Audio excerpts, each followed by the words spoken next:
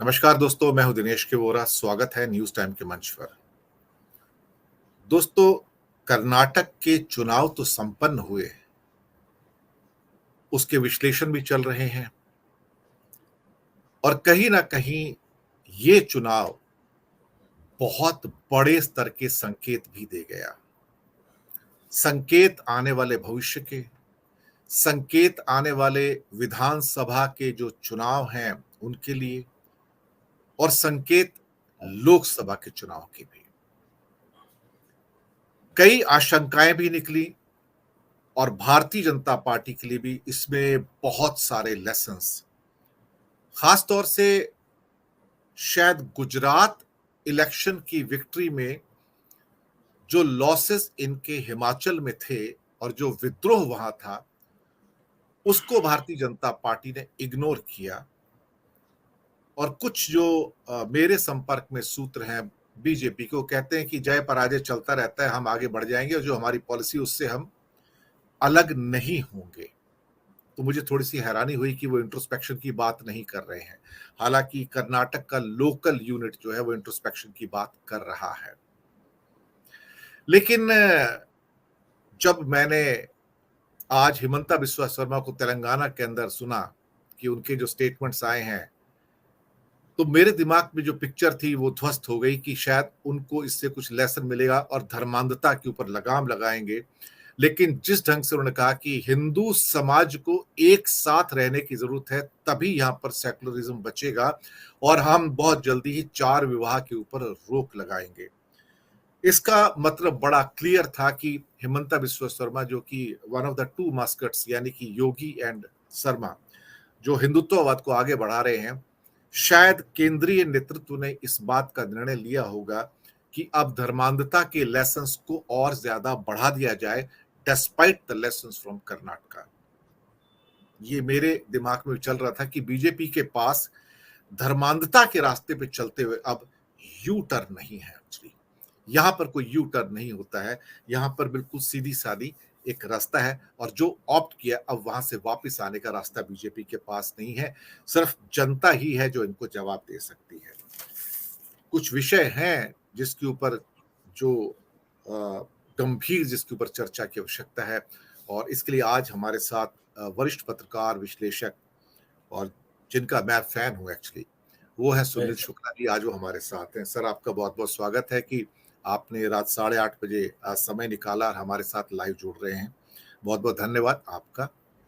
सुनील शुक्ला जी का आशावाद मुझे हमेशा प्रेरित करता है, और मुझे कहने में कोई लज्जा, कोई शर्म नहीं है कि मैं उनसे प्रभावित हुआ हूं, और काफी हद तक। क्योंकि कभी कभी ऐसा लगता है कि जब हर ओर अंधेरा होता है तो उनके हाथ में हमेशा एक कैंडल रहती है, एक मोमबत्ती रहती है, और जिसकी वजह से मुझे लगता है कि शायद मैं भी कोर्स करेक्शन कर सकता हूं। कई बार मैं भी रो में बह जाता हूं, लेकिन वहां से मुझे भी कोर्स करेक्शन करने का मौका मिलता है।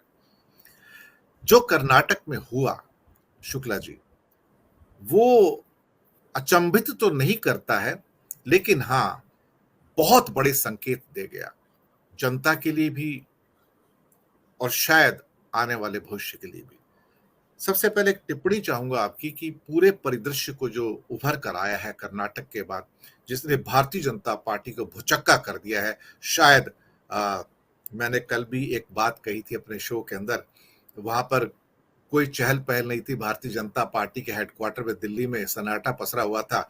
तो मुझे शोले का डायलॉग याद आ गया, इतना सन्नाटा क्यों है भाई। तो ये हो सकता है आने वाले दिनों में सन्नाटे और गहरे हो जाएं। हो सकता है छत्तीसगढ़, राजस्थान, तेलंगाना, एमपी में यह सन्नाटा और गहरा जाए। आप पूरे परिदृश्य को किस रूप में देखते हैं? धन्यवाद दिनेश जी। ये सन्नाटा और गहराएगा। मेरा अपना मानना यह है कि कोई भी राजनीतिक दल जन सरोकार से जुड़े हुए विषयों की अवहेलना करके लंबे समय तक अपने को संदर्भित बनाए नहीं रख सकता।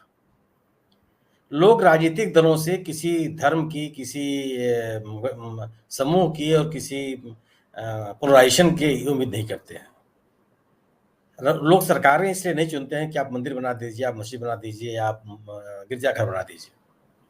लोग सरकारें इसलिए चुनते हैं कि उनके जीवन में गुणवत्तापूर्ण परिवर्तन कैसे आएगा, उनके जो जीवन के सरोकार हैं उनका समाधान कैसे होगा।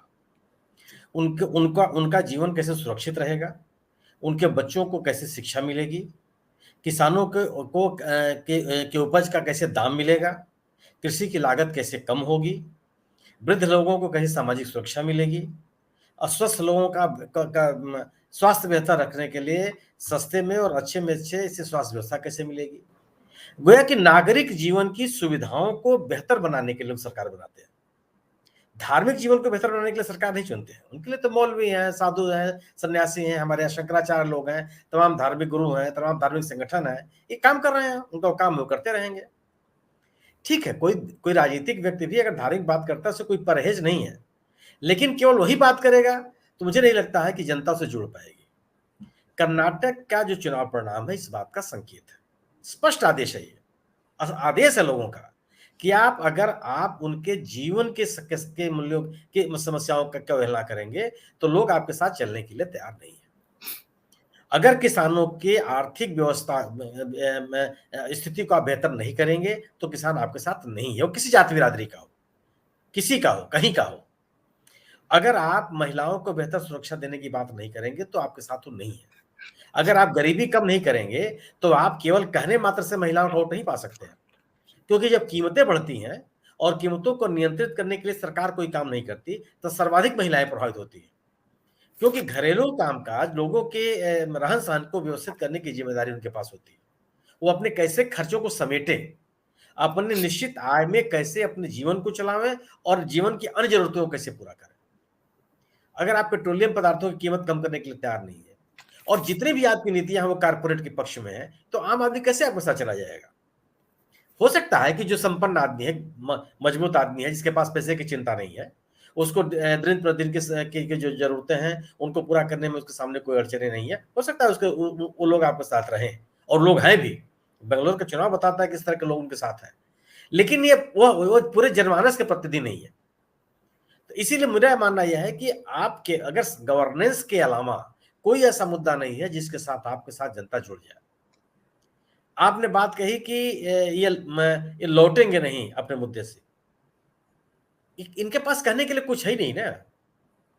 अगर आप दूसरी चीज क्यों नहीं, अगर आप सरकार में है ना, आप विपक्ष में नहीं है, आप आलोचना करके नहीं अपना काम चला सकते हैं।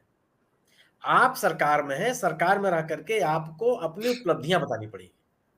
आपको ये बताना पड़ेगा कि लोगों के जीवन को बेहतर करने के लिए आपने क्या क्या किया है। सड़कें माने 4 लेन की सड़कें बन जाने से आदमी का गुणवत्तापूर्ण जीवन प्रभावित नहीं हो जाता, अच्छा नहीं हो जाता। उन सड़कों पर चलने वाले लोग कितने हैं? बैलगाड़ियां उसमें चलती नहीं है, टायर की गाड़ियां उसमें चलती नहीं है, और कार से चलने वाले लोगों की तादाद कितनी है? निश्चित रूप से उपलब्धि है, उस उपलब्धि से कोई इनकार नहीं कर सकता। एक व्यक्ति को भी अगर कोई सुविधा मिलती है तो उल्लेखनीय है, लेकिन उससे बड़े पैमाने पर लोग लाभान्वित हो रहे हो, ये स्थिति तो नहीं बनती। अगर आप दूध उत्पादन किसानों का जो सहकारी संगठन है कर्नाटक का, अगर आप उसको चोट पहुंचाने का प्रयास करेंगे, तो किसान आपके साथ कैसे खड़ा हो जाएगा? किसानों की जो समस्याएं थी कि किसानों को अपनी उपज की बेहतर दाम चाहिए, किसानों को अपनी कृषि लागत कम करना चाहिए, और दूसरी चीज कि जो 3 किसान 2 कृषि कानूनों का विरोध किया था किसानों ने, और केंद्र की सरकार ने उसको वापस ले लिया था, उसको बैकडोर से कर्नाटक की सरकार ने लागू करने का प्रयास किया।